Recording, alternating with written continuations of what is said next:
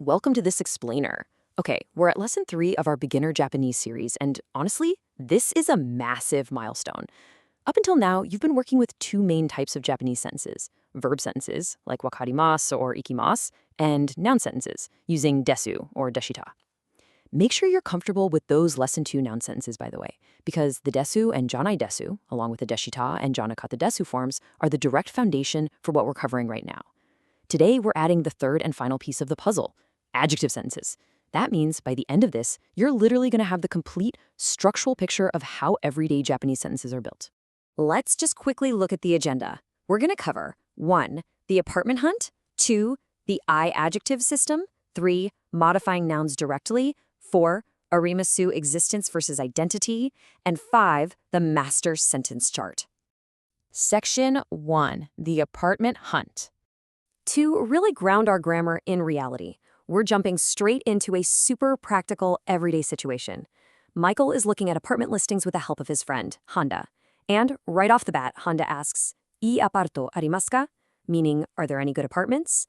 This simple, natural question kicks off that conversation, and it introduces us to a totally crucial verb, arimasu, which means there is or are there. It's exactly the kind of real-life expression you will hear constantly when Japanese people discuss housing, products, restaurants, or really anything they're evaluating. This scenario perfectly sets up the exact core vocabulary you need when apartment hunting, shopping, or giving your opinion on anything in Japanese. We've got Takai for expensive and Yasui for cheap, Oki for big and chiisai for small, Atarashi for new and furui for old. Now look closely. Notice a pattern here? Literally every single one of these words ends in the letter E. That is definitely not a coincidence, and it's basically the key to everything we're about to dive into. Section 2. The I adjective system. All right, here is the twist that usually surprises beginners. Japanese adjectives, they actually conjugate. They behave almost like verbs, and there is a beautifully regular pattern of just dropping that final I to create new forms. Let's look at Takai, expensive. The non-past affirmative is just Takai desu, it is expensive. But check out the negative. We drop that final I, change it to ku, and tack on nai desu. So it becomes takaku nai desu, it is not expensive. For the past tense, drop the I and add katta, takakatta desu, it was expensive.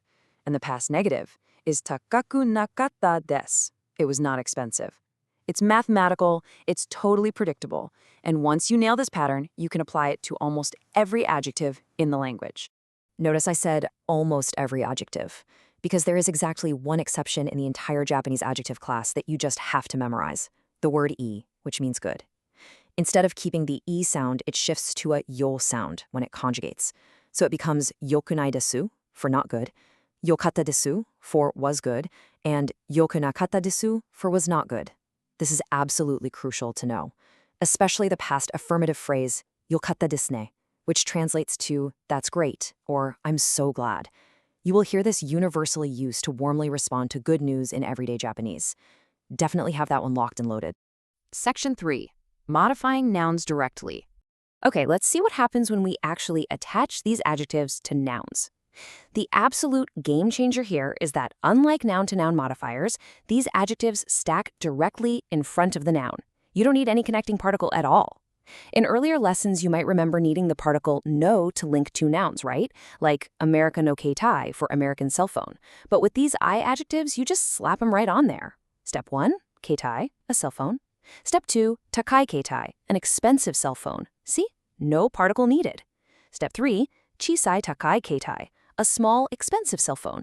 You can stack multiple modifiers right before the noun, and the order is surprisingly flexible. Section 4. Arimasu, existence versus identity. Now, we really need to clarify a notoriously tricky distinction for beginners. Look at the word arimasen, the formal negative of arimasu. It creates vastly different meanings depending on the particle you use right before it. On the left, we have kaisha ja arimasen. This is a denial of identity. You're pointing at a building and saying, hey, that thing is not a company. But on the right, we have kaisha wa arimasen.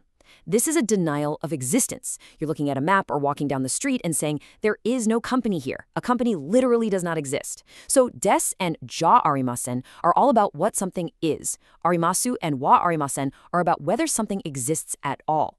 Mastering this subtle difference is going to make your Japanese sound incredibly natural.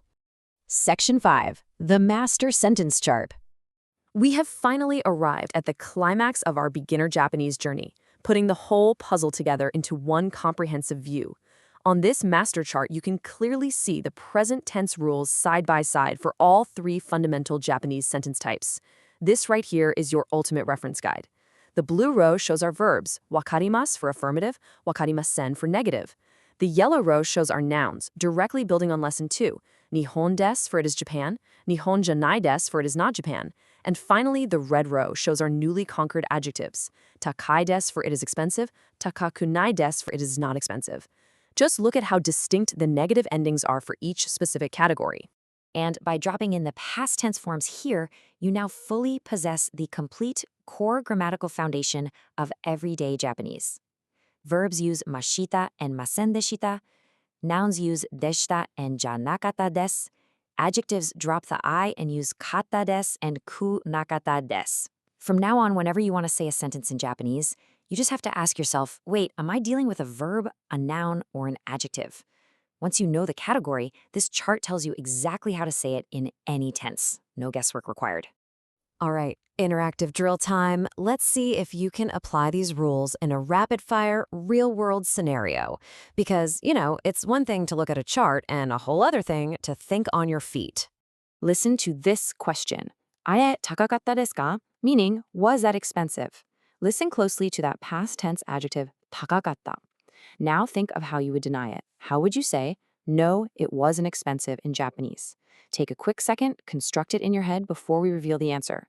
Remember the rule, drop the final E of the dictionary form. Got it? The answer is takaku nakatta desu yo. If you successfully swapped that base E for ku nakatta, boom, you've perfectly mastered the past negative conjugation. That's really not an easy tongue twister for beginners, so if you nailed it, seriously, fantastic job. So now that you have the complete picture of Japanese sentences, what object in your room will you describe first? Take a look around your own space right now. Try applying these three sentence types immediately. Find a noun and state what it is. Think of an action and state a verb. And finally, look at an object, maybe your phone or your desk. Is it big? Is it old? Is it expensive? Try to conjugate an adjective out loud. Let this structural mastery fuel the rest of your language journey, because with this foundation, you are ready to tackle absolutely anything. Thanks for hanging out with me on this explainer, and definitely keep practicing.